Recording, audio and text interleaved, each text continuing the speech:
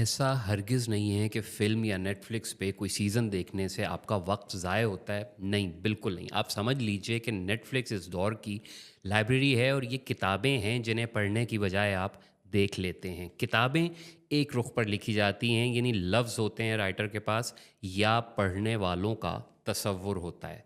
लिखने वाले का सबसे बड़ा कमाल ये समझा जाता है कि जो इंसान किताब उठाए उसके दिमाग में फ़िल्म चल पड़े। लेकिन जब कमाल फ़िल्म ही है तो सीधे फ़िल्म क्यों ना देखी जाए? किताबों के हक़ में सबसे बड़ी दलील ये है कि वो इंसान को सोचने पे मजबूर करती हैं। उसकी मज़ीद साइंसी तफ़सील देखें तो जब इंसान पढ़ रहा होता है उस वक़्त उसके दिमाग में तहरीर के हवाले से मुख्तलिफ़ मंज़र बन रहे होते हैं, यानी दिमाग हरकत कर रहा होता है, जबकि फ़िल्म आपके दिमाग को उमूमन रिलैक्स रखती है।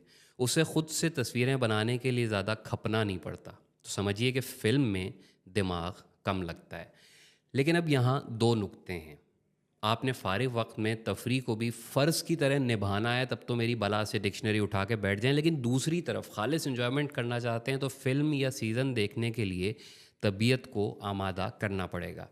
जब से ओटीटी आया है, यानी वो टीवी जिसे आप मोबाइल पे देखते हैं, ज़ी, नेटफ्लिक्स या प्राइम की शक्ल में, तब से फ़िल्मों का निस्बतन कम लेकिन सीज़न्स का मयार बहुत बुलंद हो गया है। कई अंग्रेज़ी तवील ड्रामे ऐसे हैं जो इंसान को बहुत ज़्यादा कुछ सोचने पे मजबूर करते हैं, और बाज़ सीज़न्स में तो कट टू कट भरमार होती है ऐसे डायलॉग्स की, जिनमें से 12-15 भी अलग कर लिए जाएँ तो उन्हीं को फैलाकर एक पूरा नॉवल लिखा जा सकता है।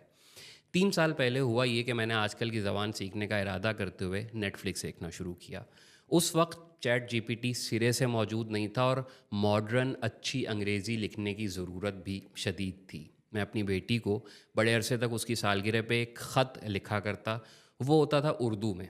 आधा उसे समझ आता, बाकी आधा उसके सर पे से गुज़रता था। जैसे हम मिडिल क्लासियों के बच्चे होते हैं, अंग्रेज़ी मीडियम, वो गरीब भी वही थी। तो मुझे लगा कि सीज़न्स देखने से जदीद अंग्रेज़ी ज़बान, उसके स्लैंग्स, मुहावरा, ये सब पल्ले पड़ जाएगा, और तब मैं अपनी औलाद को उसकी मादरी ज़बान में ख़त लिख सकूँगा।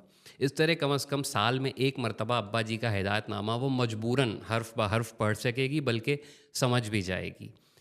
सारी ज़िंदगी मैंने किताबें पढ़ी, कोई ख़ास फ़िल्म या ड्रामे नहीं देख सका, तबीयत नहीं थी ऐसी। मुझे यही लगता था कि वाक़ई वक़्त ज़ाया होगा, लेकिन नहीं उस्ताद। 2 हफ़्ते में ऐसा चस्का लगा कि पिछले 3 साल में खुदा जाने कितने सीज़न देख गया। पैमाना सिर्फ़ एक था, क्रिटिकली एक्लेम्ड वाली कैटेगरी। यानी वो वाली कैटेगरी देखनी है, वो नेटफ्लिक्स शोज़ जिन्हें आम देखने वालों के अलावा तनकीद निगारों ने भी ज़्यादा नंबर दिए हैं।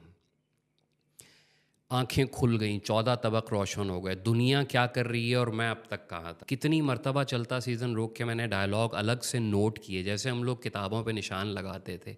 कई बार सीज़न देखते-देखते रोक के सोचा कि यार ये किताब में होता तो कैसे समझ में आता।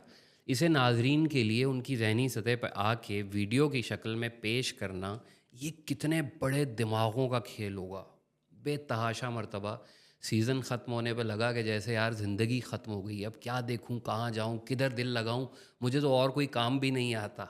फिर मुझे समझ आई कि बेशक अच्छे अदीब ज़िंदा हैं, लेकिन एक सुभान अल्लाह किस्म का नेटफ्लिक्स शो बनाने में जितना दिमाग और जितना वक़्त ख़र्च होता होगा, उसका निस्बतन इतना क्रेडिट किसी शो के लिखारी को मिल नहीं पाता। इसीलिए शायद अच्छे लिखारी सिर्फ़ किताबी अदीब रहना पसंद करते हैं। वैसे भी ड्रामा हिट हो तो आप देखिए कि सारा क्रेडिट हीरो या बाकी कास्ट ले जाती है। मुझ जैसे आम आदमी को ज़िंदगी में कभी याद नहीं रहता कि फ़लाने सीज़न का राइटर कौन था। अदब वालों ने रेडियो टीवी ड्रामे को अदब आलिया से आग कर दिया, गलती की। नेटफ्लिक्स के दौर में उन्हें आगे बढ़ के अच्छा सीज़न लिखने वाले की सताइश करनी चाहिए। इससे अदब का कैनवस तो फैलेगा ही, मुझ जैसे किताबी कीड़ों को भी अकल आ जाएगी कि चंद ड्रामे और फ़िल्में दुनिया में ऐसी हैं जिन्हें देखे बगैर बंदे का फ़ौत होना बनता नहीं है। बाकी रहा सवाल कि मुझे क्या इन ड्रामों के बाद बामुहावरा जेन ज़ी अंग्रेज़ी आ गई, तो जवाब है कि जी। अगले साल बेटी को उसी की ज़बान में ख़त लिखा, जिसका खातिर खा असर हुआ। उस गरीब ने जज्बाती होकर फ़ोन किया तो फ़कीर ने बताया कि मेरी बच्ची, बाप ने हर साल ऐसा ही कुछ लिखा था, गलती ये थी कि तुम्हारी ज़बान तक पहुँच नहीं पाया। और आखिरी बात वही कि अच्छी फ़िल्म, अच्छा नेटफ्लिक्स अंग्रेज़ी सीज़न, ये चीज़ें यार टाइम ज़ाय नहीं करते। ख़ुद भी देखें, बच्चों को भी रिकमेंड करें, मौला बेहतरी करेगा।